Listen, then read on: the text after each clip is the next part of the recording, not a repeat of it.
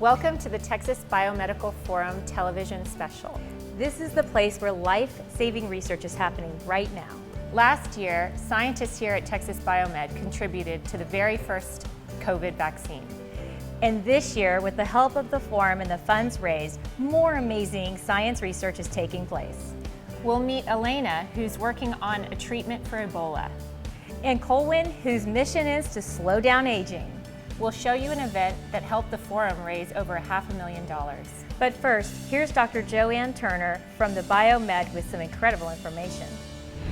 We're here on the beautiful campus of the Texas Biomedical Research Institute, and I'm so excited to be with you, Dr. Turner. Thank you. And maybe you could give us a little insight of the variety of research you all are working on here. Absolutely, that's a real pleasure, and I'm so glad to host you here. Right now, COVID is really the dominant disease that we talk about all the time. We've pivoted really quickly as soon as the pandemic happened. Many of our researchers have repurposed what they do, and they're doing COVID-19 research.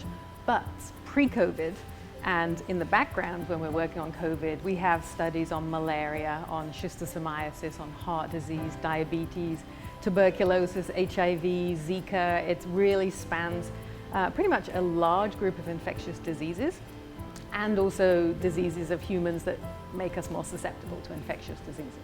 Dr. Turner, out of all of these different research projects you're doing, I mean, they all sound so important. How do you prioritize which one is going to have the most effort and the most funding, maybe even that?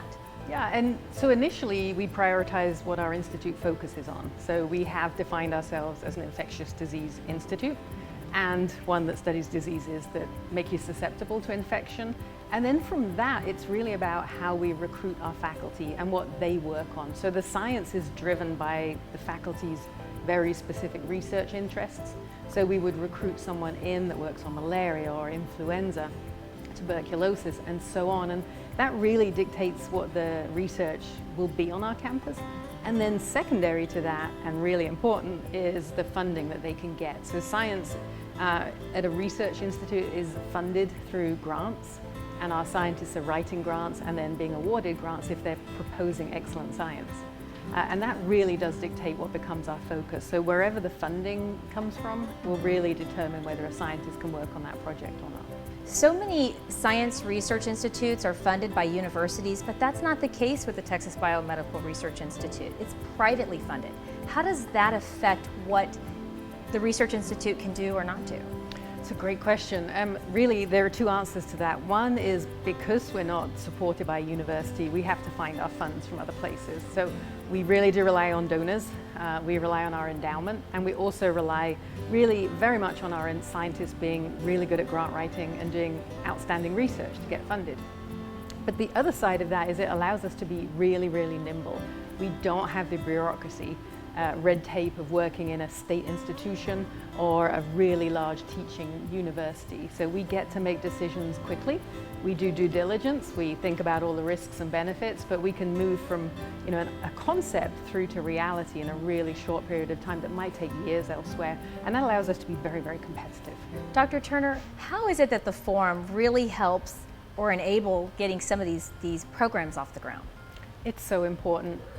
We always want some seed funding to start projects, so it's really important in so many ways. Our scientists have really amazing ideas about how to cure a disease, and they don't have the funding to support that initial kind of seedling of an idea before they can turn it into something big that we can get federal funding from. So the forum funds are just enough that enables them to get early data in the lab, that then allows them to write grants to make that a bigger grant and to bring money into the institute. So it does a couple of things. One, it helps the institute because it turns science into a big project that funds us.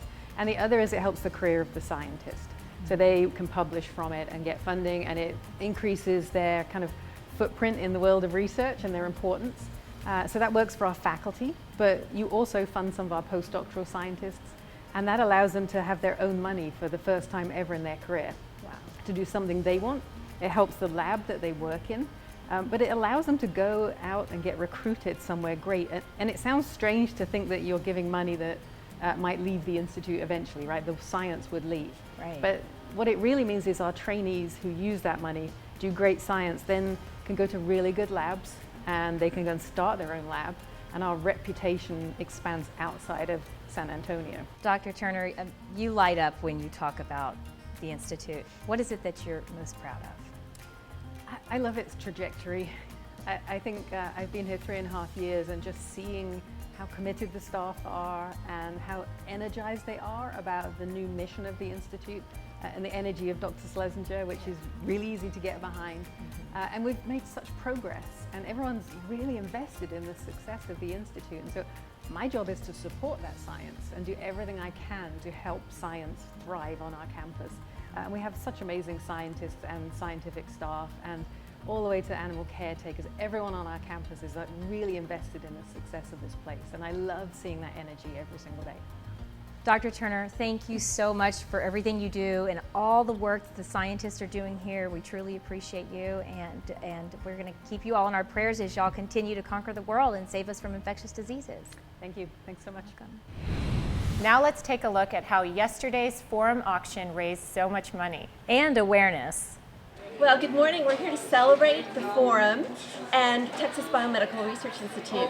In collaboration with our chairs, Kristen and Corinna, they've hosted this fabulous auction here at Boat Gallery. You know what? Who in our lifetimes has seen a pandemic? We haven't. And now all of a sudden we've been through a pandemic. Hopefully we're coming out the other side, but the reality of it is the Boat family has agreed to help eradicate disease by having this auction. We are here for the Forum Giving Auction, which supports the Texas Biomedical Research Institute. And we're having a mimosa preview. Cheers. Well, our heart is at the core of it. We believe in the mission and everything great that they do. Our pilot studies have done, did so many great things. This is an auction for the Biomedical Research Institute, and we're so happy to be raising money for them and all the good things they do. The little pennies that we do fund these pilot studies that grow into huge, huge things that help save the world. We particularly would like to thank Valero, and also we are actually very, very thankful because we have so many wonderful sponsors. They're all online, and we're going to go ahead and make sure to give them ample recognition for their continued support this year. This is about the biggest party Boat Auction's ever seen. Over the top, thanks to Dick and Kristen Tips, but we're having a great time, great bar, great food, great people. Hey, cheers to you, and thank you for your family doing all this for the research of, quite frankly, infectious diseases. We're very thankful this year to HEB, who has generously supported the Forum, and we are in our second year of a commitment on behalf of a relationship with their K-12 initiative. They support every year. They're very, very valued to us and to everyone in our community. They truly are #Texans Helping Texans. Kristen, let's hear from Dr. Elena Tanchenko on her exciting research project. Perfect, I can't wait. My name is Elena Tanchenko. I am a staff scientist here at Texas Biomedical Research Institute. I came here as a very junior scientist right after graduate school, and I am now independent staff scientist. It's a very nourishing environment for people such as myself. I can pursue research that interests me. I can apply for funding. I can form collaborations. So I have actually quite a bit of independence and resources to execute the research that I find to be fascinating and interesting and necessary.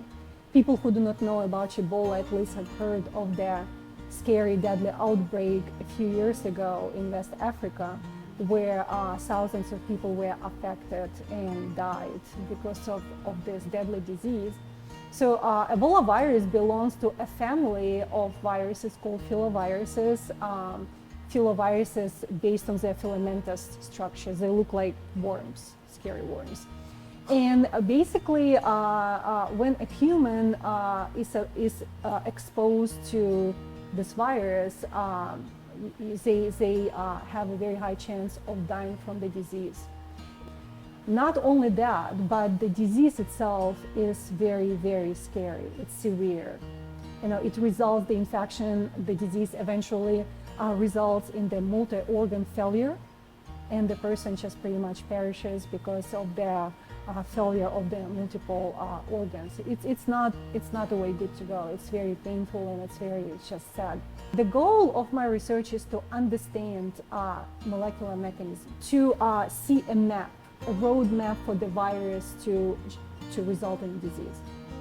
What does it take? What does virus use in our bodies, in our cells, in our system to make itself survive, spread, and eventually kill the host?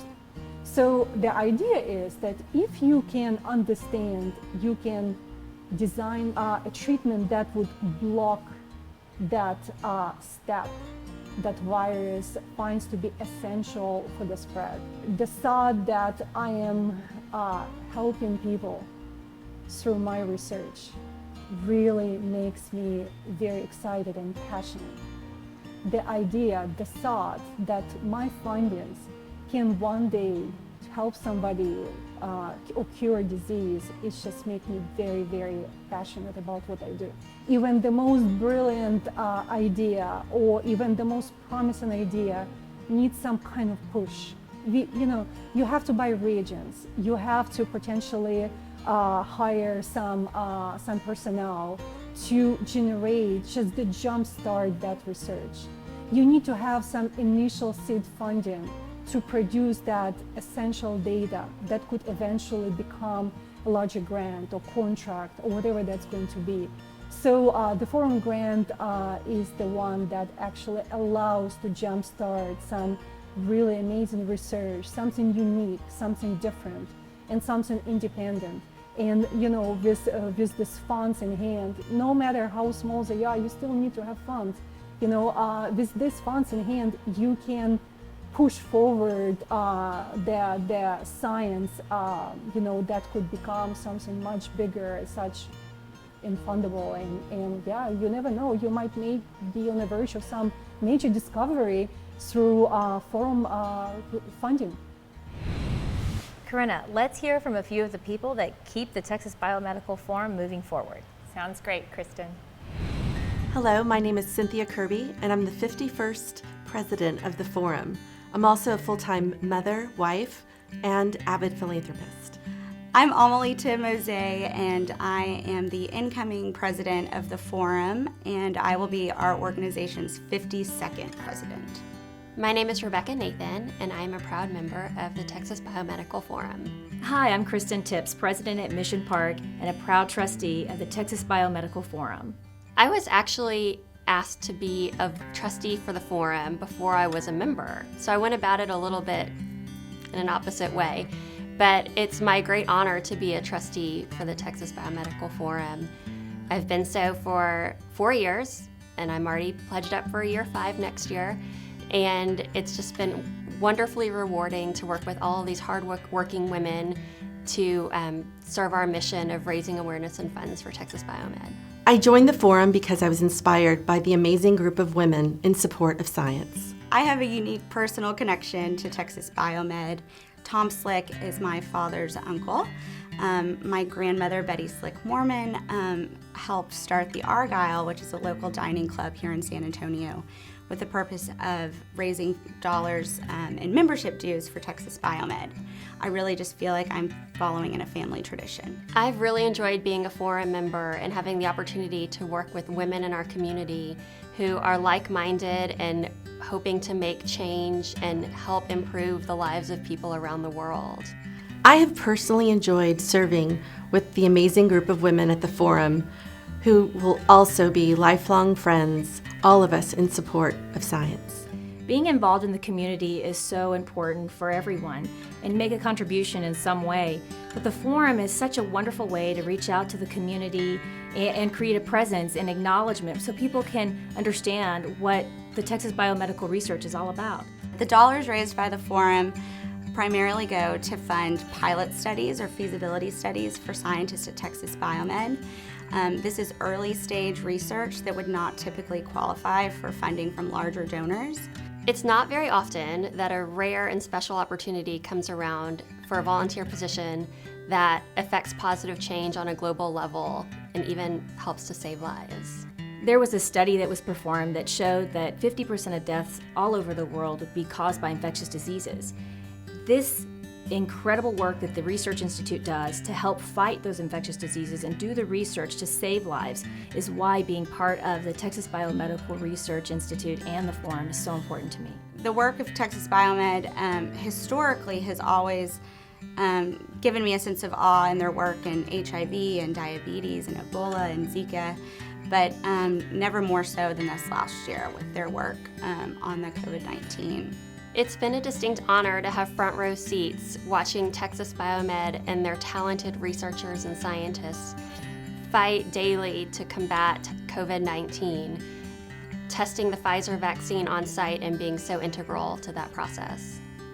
The research done at the Texas Biomedical Research Institute has been incredible and key for us finding a vaccine. They were part of the Pfizer vaccine and broke records and had it done in record time, as well as the first therapeutic.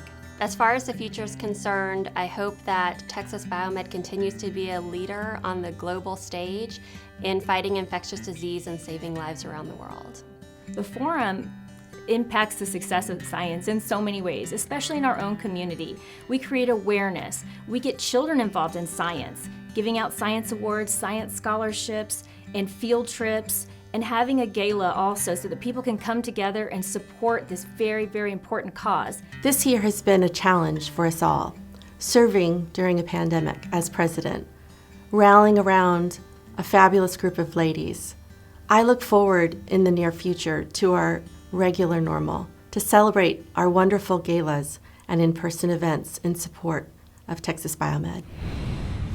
Now let's hear from Dr. Colwin Headley to tell us about his very cool anti-aging research. So Botox is out and Forum funding is in. So my name is Colwin Headley.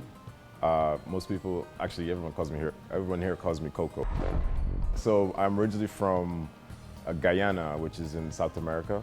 And back in the day, Guyana was a British colony, so a lot of the influences, the names, the culture, architecture have like a British tinge to it. So yeah.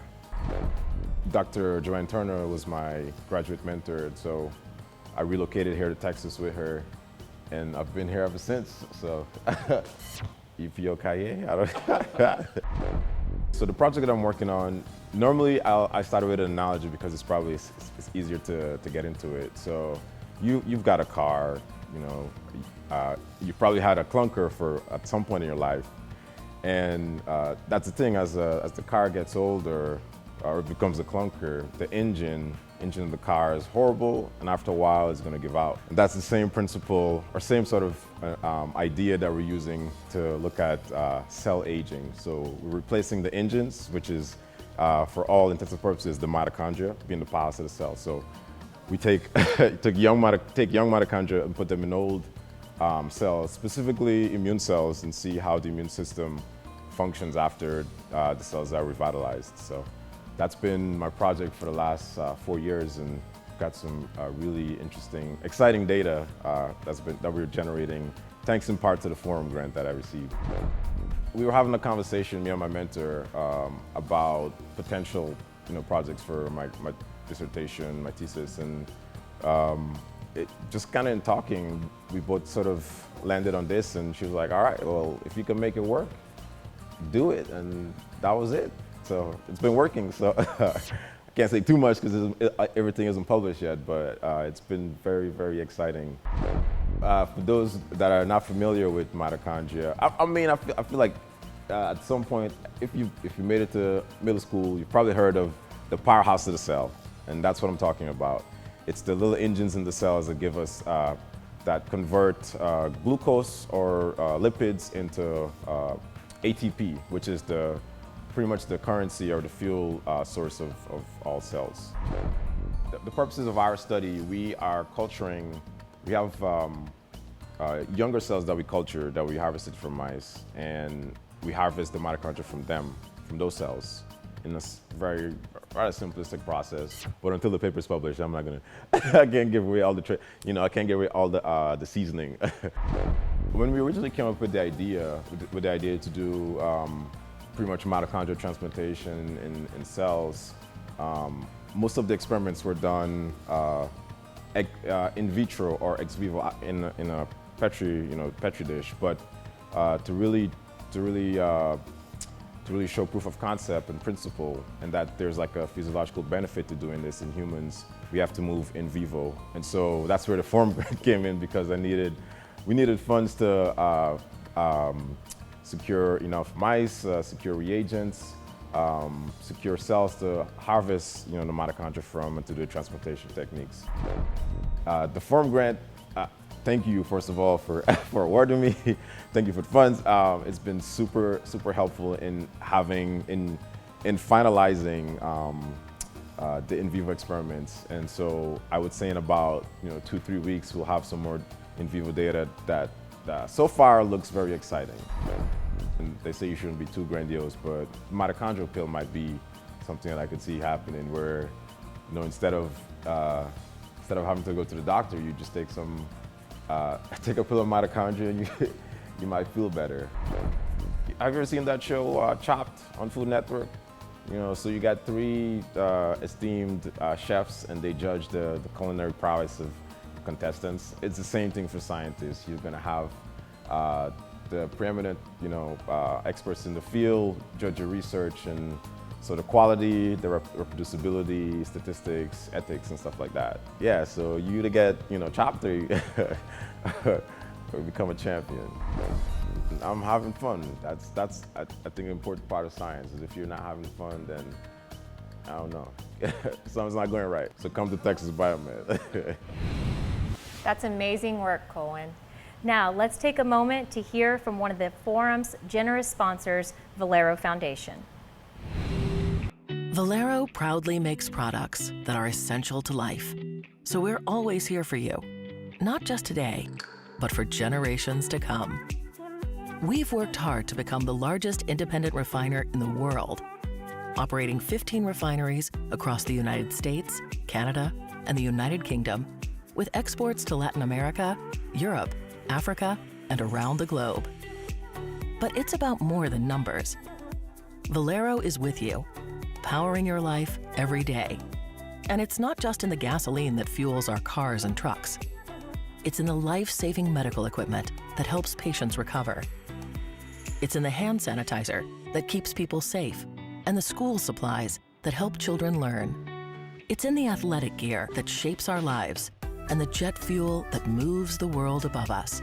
Everything from healthcare to public safety to technological and scientific innovations to personal adventures and beyond. Valero is there. Refining petroleum for all these uses, that's complicated work, which is why Valero operates some of the most sophisticated refineries in the industry. And we've done it in responsible ways that protect and improve our environment. And as the world evolves, so does Valero. We're America's largest producer of low-carbon, renewable fuels. We run the biggest renewable diesel facility in North America, with more growth in sight. Valero's also been a pioneer in ethanol production, with plants across the Midwest. And right now, we're harnessing power at our 50-megawatt wind farm in the Texas Panhandle. Valero is a Fortune 50 company, providing high-paying jobs and billions of dollars in economic impact for our communities, thanks to a dedicated, inclusive, and diverse global team of 10,000 employees. Keeping them and our neighbors safe is our highest priority. And of course, we're always looking to find new ways to give back and work together with our communities. We are with you, fueling lives today and far into the future. We take pride in all we do, and we're proud and blessed to be Valero. And now, here's a message from HEB. J-A-N-K, Jank. When we were trying to describe something that was so awesome, we didn't have a word to describe how awesome it was. It was the Jank. My name is Lamar Jones, and I'm the innovator of the Jank Gourmet Barbecue Sauce. I've been told no all my life. I used it as a motivation. I started out as a substitute teacher, found out that I could go into a classroom and I could have a different response from the kids. I look like a lot of them, but I'm dressed a little different.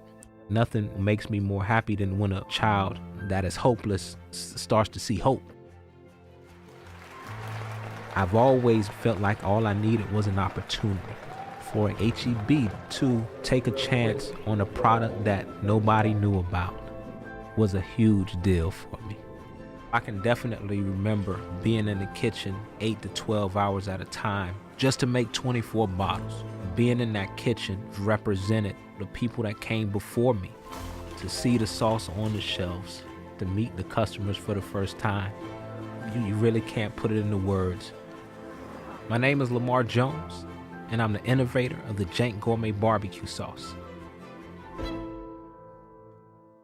Here's one more look at the Forum Giving Auction. 1 p.m. here in San Antonio, deep in the heart of Texas. Good afternoon. Welcome to today's amazing auction event. Today we are here, and I'll echo some words here, to honor, celebrate, and support the important work of the Texas Biomedical Research Institution. This is world-class work happening right here in San Antonio. This is Hunt Slonim, an absolutely hot artist out of Louisiana and Texas and New York and all kinds of places. This is his iconic subject matter. His pieces go for $1 million, you know, at private treaty sales between private parties. Not unheard of. So here we are. This is an important artist. This is investment grade art. I have 2,500. What do you have? 4,000. 4,000. How about 4,500? I have 4,000, now 4,500. There it is on the piano. Now 5,000, please. 5,000, you say? 5,000. Now 5,500. At 5,500. Now 6,000. Now 6,500. If you like 6,500, sure. Now 7. 6,750. Now 7,000 here. Would you do 7,250? Now 7,500. 7,250 in house. Now 7,500, y'all. Would you do 8? Even 8. Thank you. Now 8,500. 8,000 we have in house. Now 8,500. 8,000 now 8,500, everybody. At 8,000 now 8,500. At 9,000. Anyone else? You can all bid on this. At 9,000. Hammer is up. At 9,000. 9,000, he's back. How about 9,500? At 9,000 now 9,500. Let's do it. Let's do it. Even 10,000, guys. Can we do it? At 9,000 now 9,500. I have it. Yes. Now 10,000. Yes. 10,000.